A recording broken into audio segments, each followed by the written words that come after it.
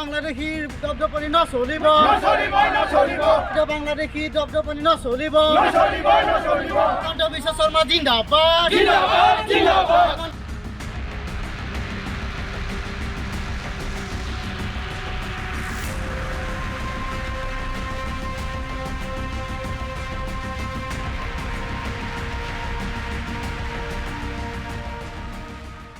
আমাৰ ইয়াৰ নিজ ট্ৰাইবেল গাঁও এখনিয়ে বৰ্তমান কল্যাণ চক্ৰৱৰ্তীয়ে ট্ৰাইবেল গাঁওখনৰ ৰক্ষণাবেক্ষণা মাটিখিনি দেখাকৈ সকলো ৰাইজে খেতি কৰি ভাত খাই আছিলে। তেখেতে মুছলমান মানুহক বিক্ৰী কৰিছে। তেতিয়া এই ট্ৰাইবেল মানুহখিনি ওচৰত থকা দাঁতি কাষৰীয়া মানুহখিনি নুসুধাকৈ তেখেতে কেনেকৈ বিক্ৰী কৰিলে মুছলমান মানুহক। আৰু এই বনাঞ্চলৰ ওচৰতে তেখেতৰ অলপ ম্যাদী মাটি আছিলে, সেই ম্যাদী মাটিখিনি তেখেতে মুছলমান ল'ৰা এজনক বিক্ৰী কৰিছে।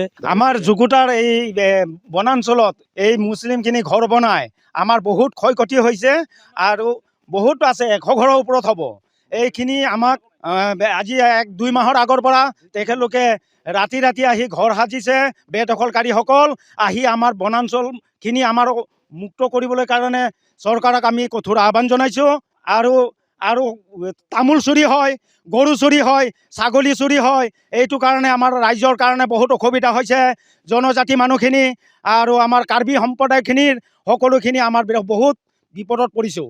চৰকাৰক আহ্বান জনাইছোঁ যে এইখিনি সম্প্ৰদায়ৰ কাৰণে মুছলিম লোকক অতি শীঘ্ৰে এই বেদখলকাৰীখিনিক এভেকশ্যন কৰিবলৈ কাৰণে চৰকাৰক আমি অনুৰোধ জনাইছোঁ। এই জুকুটা যিখন আমাৰ প্ৰথমে আছিল, মই ছেক্ৰেটাৰী আছিলোঁ, ইয়াত আমাৰ ৰংমিলি পথাৰ বুলি কয়। এই ৰংমিলি পথাৰখনত অবৈধ বাংলাদেশীসকলে আহি বৰ্তমান 2 মাহমান হৈছে।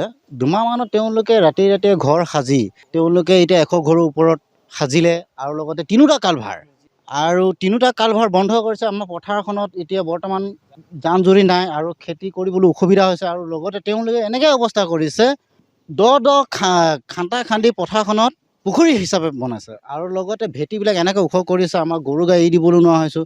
তেওঁলোকে এনেকৈ এটা অত্যাচাৰ চলাইছে, যি অত্যাচাৰ নেকি আমি এতিয়া থাকিবলগীয়া হৈছে।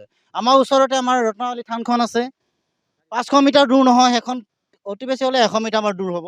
আৰু ওচৰতে আমাৰ এতিয়া 100 মিটাৰমান ওচৰতে আমাৰ ইয়াৰ নামঘৰটো আছে।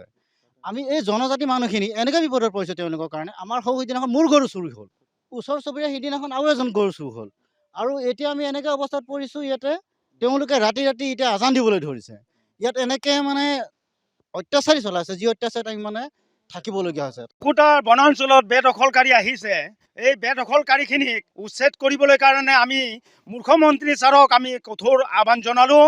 কাৰণ এই 2026 তেখেতৰ এই যিটো চৰকাৰ গঠনৰ কাৰণে আমি কঠোৰ আহ্বান জনাইছোঁ।